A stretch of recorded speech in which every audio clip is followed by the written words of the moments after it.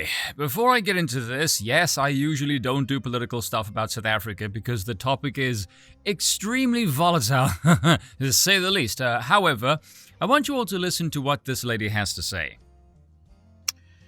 Let the power go back to the white people. We as black people, we just have to accept that we failed dismally.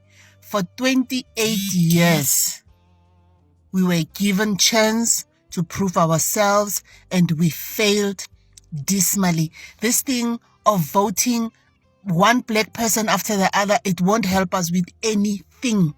Let power go back to white people. When white people were governing this country, irrespective of whatever that they were doing, but our parents were working. Kids used to get bursaries to go to universities. Town used to be clean. There was job everywhere. You apply, you get a job. Even if you didn't have qualifications, you could work in hotels, you could work wherever. You could work even in the farms. There were farms where people could work. Black people are a dismal failure. They can't govern. Let the power go back to white people. Let us just swallow our pride and give these white people power back so that the country can go back to normal. We have to accept that. We will go to the graves of those people who fought who fought apartheid. We will go and inform them that, guys, we tried, we failed. We will visit the graves of Tata Mandela. We will visit the graves of all the stalwarts who fought for this democracy. Because at this point in time, there is no democracy in our country. There is nothing left. We really respect people who fought for the liberation. We respect them and we will still gonna respect them. But at the end of the day, we just have to take this power back to the white people. We are tired. South Africa is a mess. Everywhere you go, it's a mess. We are tired. We accept we failed. Black people cannot rule. Black people cannot govern. White people should take over this country so that this country can have dignity back. All these things that are happening in our country, they will never happen again. This problem of foreigners, this problem of crime, it won't be there anymore. White people, they don't play. They don't play. They rule, they govern. The police, white police, they don't play with criminals. They don't play with undocumented people in the country. Like what we're seeing in this country again. As much as I would like to say, haha, told you so, bear in mind, this is my homeland, and this is why I am an absolute monarchist. Because I have seen firsthand the destructive chaos democracy brings. What happens when you give power to the incompetent and corrupt, those who are utterly unfit to rule. It can take a nation of great prosperity and safety and bring it to its knees.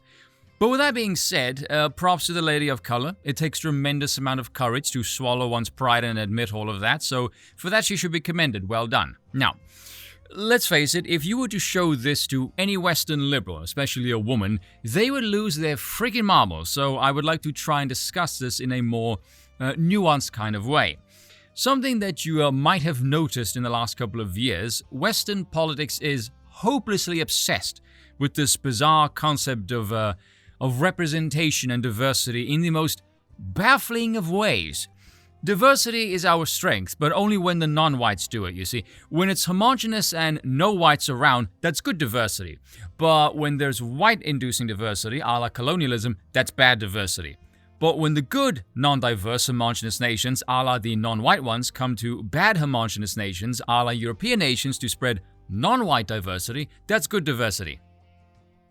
Do you follow? Feel free to rewind that bit. This is how cucked galore guilt-tripping white liberals in the West think, if they think at all. If you read Mulbach's book, An Open Letter to Open-Minded Progressives, he pulls this quote from a Times article about eradication of malaria that says before the 1960s, colonial governments and companies fought malaria because their officials often lived in remote outposts like Nigeria's hill stations and Vietnam's Marble Mountains.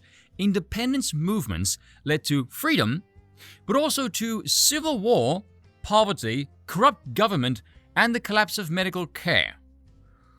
He goes on to say that if you were an alien, you would ask, what is this thing called freedom that led you to civil war, poverty, corruption, and collapse of medical care?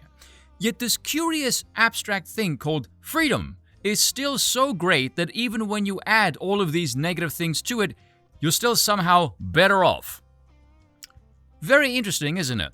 And this is something that white Westerners do not understand. Because they live in that narrow bubble where the white saviorism complex masks the white supremacy spirit that lurks underneath it, they cannot understand that other cultures do not care about political representation at all. Liberals think any power held by whites that non-whites live under is somehow oppressive. They actually believe this. I would love for them to explain to me why the people of former colonial countries travel to live and work in the presence of former colonial powers, as if Stockholm Syndrome somehow possesses hereditary prowess. Who knows with these people? Trying to talk sense to a liberal is like trying to extract blood from a stone. There's a reason why they're all mentally unstable. Again, white supremacy, massive cultural ignorance and all of that. What they can't grasp is the concept of power. There's other cultures that value that other groups of humans can do things better than their own, and they do not see this as a problem. They merely see it as an opportunity to learn. There's a bit anecdotal this, but I remember watching this clip several years ago that really stuck with me. It was this English guy walking some back streets in India, and this older gentleman says to him something in the local tongue, chuckles and shakes his hand and asks him, "Which country?" And he says, "England." The Indian guy says, "Stay here, rule again." Note the language there, rule again. The South African lady said the same thing as well. They can't rule. These people do not have democratic tendencies in their civilizations. They come from tribes and empires. The idea of democracy is completely foreign to them. And isn't it interesting that so many of these people who come from these nations are not politically very active? They have very little representation, if any, when it comes to the West, yet somehow they seem to be able to work themselves into positions leagues ahead of those who are. It's almost like political representation has bugger all to do with personal success. Again, I wonder why.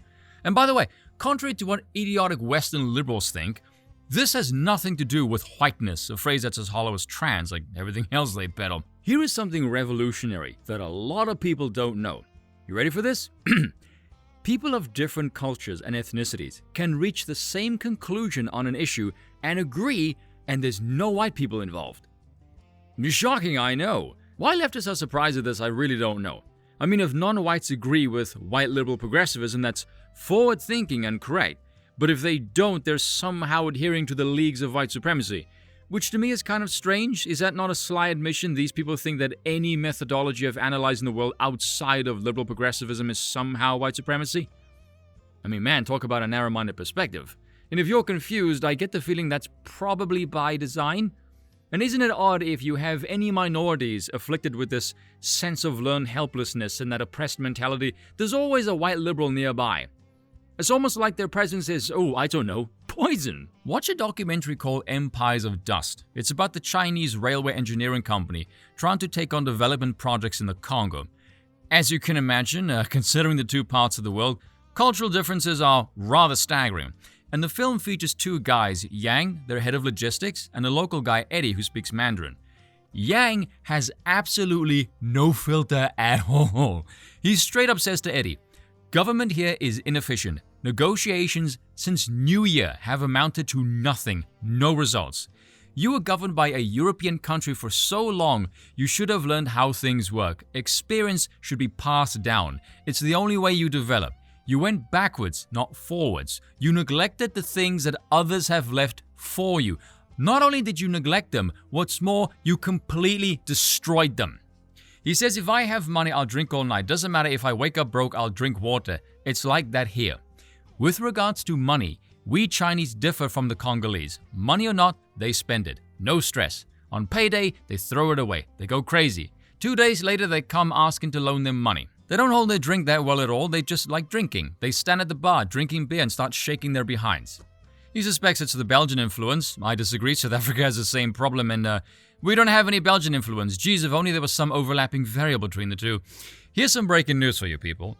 Not all civilizations are equal, and neither are the cultures. Environments, surroundings, resources set the course for different developments, be this in language, in war, in crops, art, technology, values, philosophy, morality, religion, etc., etc. What liberals can't even fathom is that other people exist in the world that don't think like they do, don't want to think like they do, don't value what they do, and I can guarantee you quite a few of them think white liberals are completely insane. These South Africans have simply looked at their own kind and when they can't rule, they can't govern, please give the reins of power to those who can. They simply want competent rulers. No more, no less. Thanks for watching, and once again, I apologize for nothing.